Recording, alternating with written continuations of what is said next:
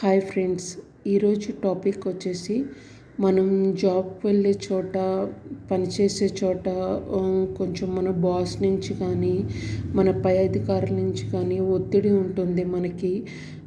కొన్ని పనులు ఇబ్బందికరంగా ఉంటాయి, అవి బయటికి చెప్పుకోలేము. ఇలాంటి టైంలో ఇవి రిలీజ్ అవ్వాలని, మీకు ఫ్రీ అవ్వాలంటే నేను మీకు ఇక్కడ ఒక మేనిఫెస్టేషన్ అనేది చెప్తున్నాను. ఇక్కడ మీరు డియర్ బాస్, మీ బాస్ నేమ్ ఇక్కడ రాయండి. అథారిటీ ఫిగర్ అంటే బాస్ అనే కాదు, మీ పైన అధికారి ఎవరైనా ఒత్తిడి చేస్తున్నా వాటన్నిటి నుంచి రిలీజ్ అవ్వడానికి I'm sorry for the resistance and resentment I have held. అంటే నేను ఎదుర్కొన్న ప్రతిఘటనకు I'm sorry. Next, please forgive me for my unspoken judgements. నా నిర్లక్ష్యం మరియు నా తీర్పులకు దయచేసి నన్ను క్షమించండి. Next, thank you for the challenges that shaped my growth.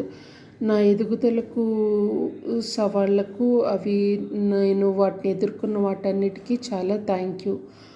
I love you and I release control and conflict. నేను నియంత్రణ, సంఘర్షణని విడుదల చేస్తున్నాను. మన ఇద్దరి సంబంధం మధ్య ఉన్న దీన్ని నేను అనేది విడుదల చేస్తున్నా.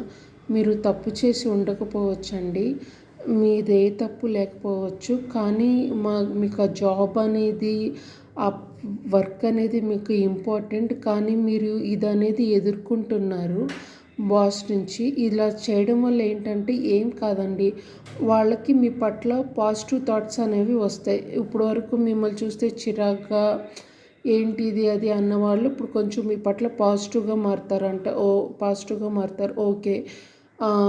ఓకే మిమ్మల్ని తలుచుకుంటే ఓకే, పాజిటివ్ ఆలోచనలు అనేవి వస్తాయి. ఇలా కాదు, ఇలా అనేసి ఒకసారి ఇది ట్రై చేసి చూడండి. 21 days 11 times. మీకు కుదిరితే ఇదంతా రాయండి, ఎక్కువ చెప్పండి. కుదిరితే ఒక 2-3 times అయినా రాయండి, ఓకేనా? ఏమైనా ప్రాబ్లం ఉంటే. ఇంకా ఎక్కువగా ఉంది అంటే ఇలాంటి క్యాండిల్ ముందు పెట్టుకోండి. ఒక చిన్న క్యాండిల్ ఉంటుంది కదా, ఆ క్యాండిల్ పెట్టుకొని ఇదంతా మీరు చెప్తూ ఉండండి. మీ బాస్ ఫేస్ని తలుచుకుంటూ తన నేమ్ని ఇక్కడ తన నేమ్ని మెన్షన్ చేసి తన ఫేస్ని అలా తలుచుకుంటూ ఇదంతా మీరు చెప్తే మీరు రిలీజ్ అవుతారు. ఇక్కడ చూడండి, మీరు రిలీజ్ కంట్రోల్ అండ్ కాన్ఫ్లిక్ట్. నేను నా మీద ఉన్న నియంత్రణని, సంఘర్షణని నేను విడుదల చేస్తున్నాను, ఓకేనా? మీకు అంతా మంచి జరుగుతుంది, ఓకేనా ఫ్రెండ్స్? Thank you, bye.